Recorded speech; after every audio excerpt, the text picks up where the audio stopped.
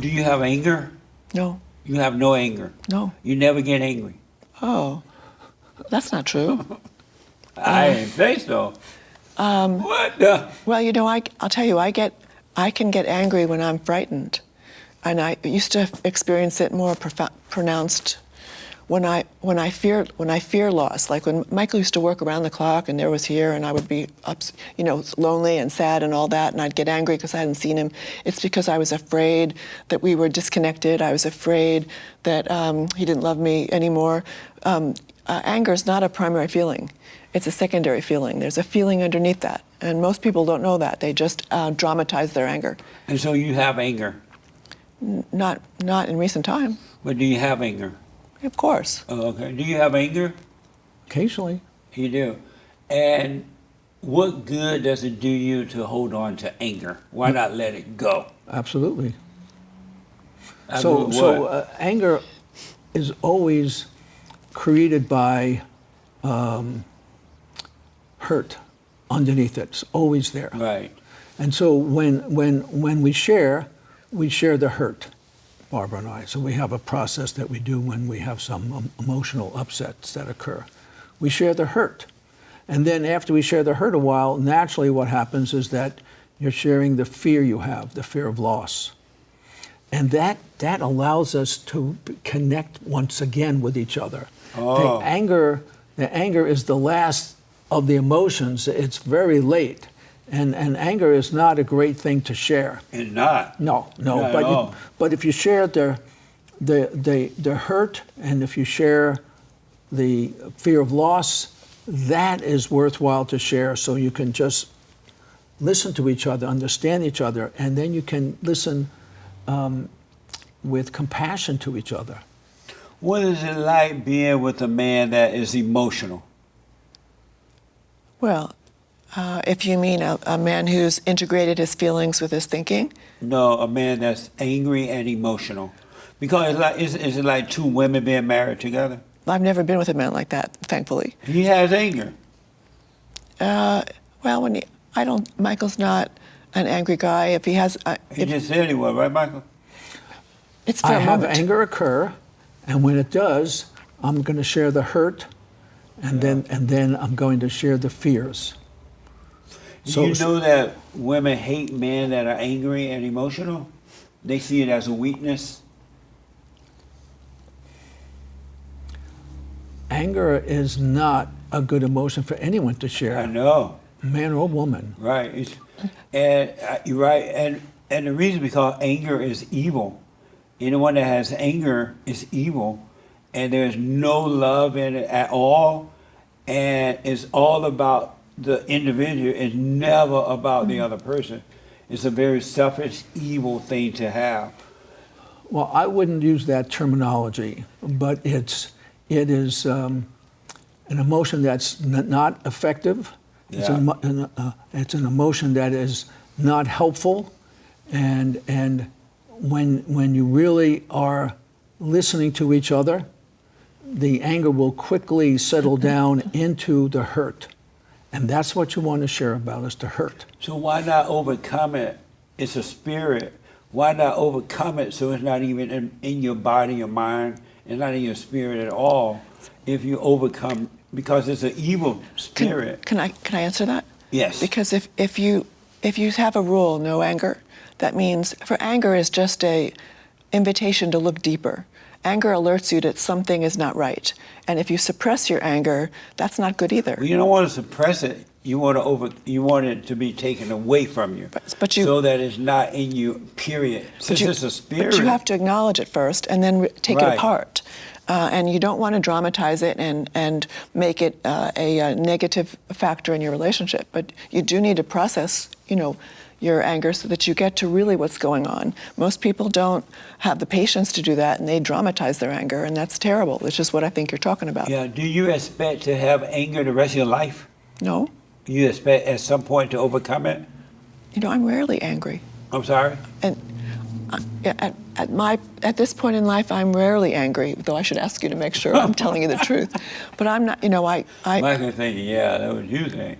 I get disappointed, I feel hurt. I think for the most part, I know how to express myself because I sit with it and figure out what's going on. I take responsibility for that feeling. And, when I was a young mother, yeah, I would get reactive when my children didn't listen to me. It's all a learning process. Have you apologized to your children for destroying them in that way? If I haven't, I should. Have you? I think I apologized to at least one of my daughters. Yeah, because you have recreated them in your image. And so they're not themselves, they're you. Because you become like what you hate, right? Anger is hatred. It's evil. And when mothers impose their will on their children like that, they turn them away from their fathers. They recreate the children in their image. And so they grow up not being themselves. They start to think and act like their mothers instead of themselves. But if you apologize, hey, I'm wrong. I turned you away from your father. I recreated you in my image, and I'm sorry. I've done to you what my mother done to me.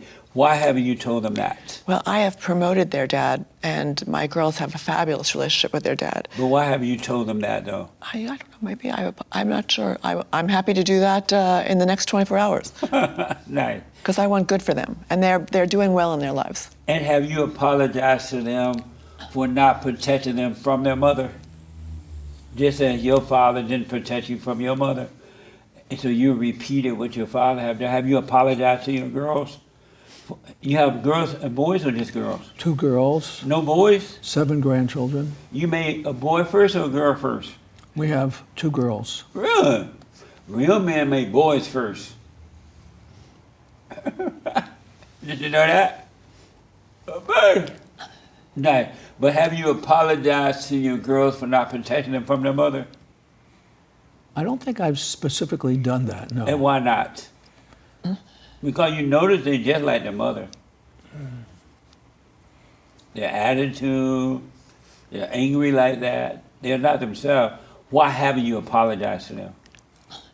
It's an interesting thought process. I'm not aware that they have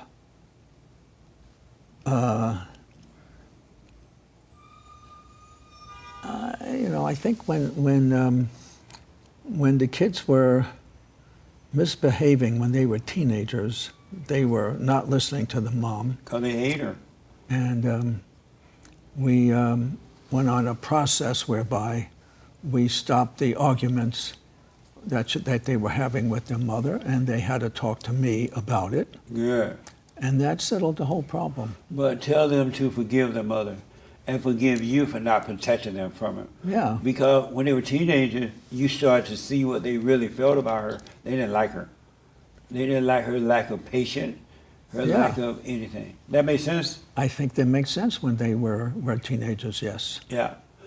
Do you believe that you can have perfect peace on earth while you live? I would love that. All right. Do you believe it's possible? I'd like to think it's possible, but I have my doubts.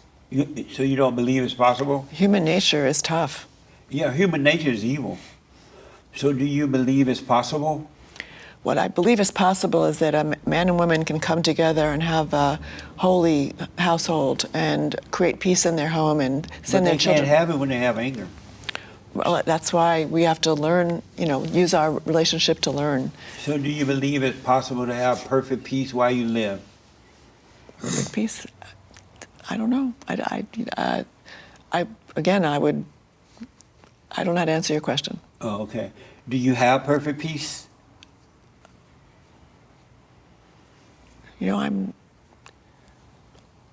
Depends on what you mean by peace. Because there's my own personal peace, there's my family peace, there's the community peace, there's the national peace. Nationally, we're not at peace. And do you have perfect peace? Not perfect, but remarkably sweet. I have a sweet heart in life, at this time in life. And do you have perfect peace? No, I don't. Do you have perfect peace, Mike? No. You don't. Do you believe it's possible to have perfect peace right here on earth and not wait until you die? I do believe. And so why don't you have it?